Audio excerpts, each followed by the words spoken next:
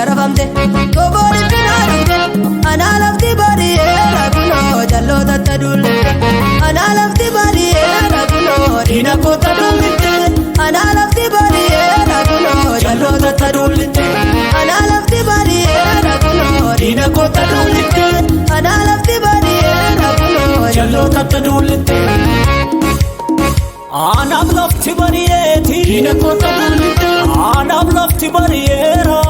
jalloota tadullite Anam lafti bariyeeti dina kota dullite Anam lafti bariyeera jalloota tadullite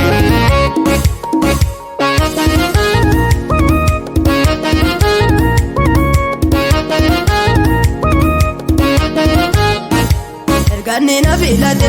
hojiisa lafan kaa'u baraabu murii koo hundumasa gobaasa jalaan bahu jeeroo fakkaatasa barbaadamee dabame dhangala'uu dhiiga isaatiin ishoo fayyinni nu bargaare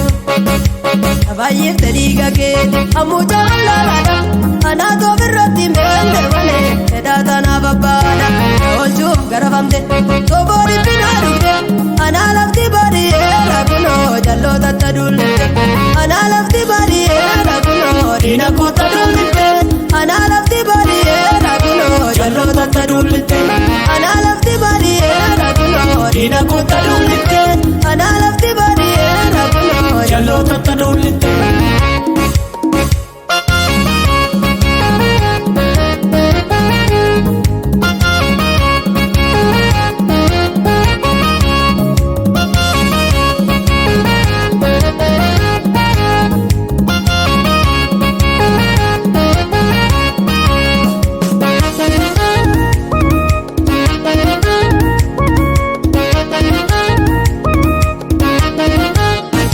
Badhaasa kootiinni kennaa umurii guutu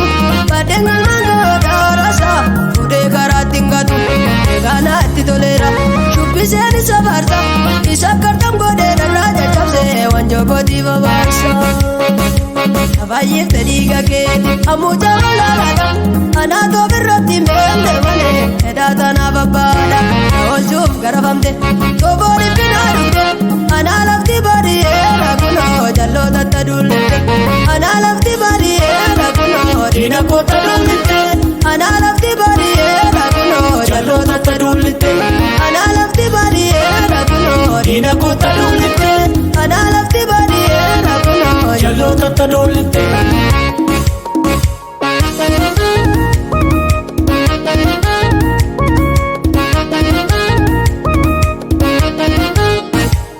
Lamni galaanidha hojiisa hin daangessu gara laafessa daawoo Yesuus karaatti nu nambisu irratti banee bombaasa nu biyyaaf furmaata qulqulluu leenca garaaniyoon ayyaantuutu argataan baay'eefte dhiiga keeti ammuuta wallaalaadha anaatoo birratti meente malee fedhaa tanaaf abbaadha oolchuuf garafamte toboori binaa dhugde anaa lafti bariheera kunoo jalloota tadullite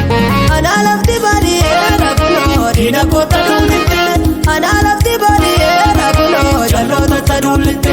Ana lafti bariheera kuno dina kota dullite Ana lafti bariheera kuno jalloota tadullite Ana lafti bariheera kuno dina kota dullite Ana lafti bariheera kuno jalloota tadullite Anam lafti bariyeeti dina kota dullite Anam lafti bariyeera jalloota tadullite Anam lafti bariyeeti dina kota dullite Anam lafti bariyeera jalloota tadullite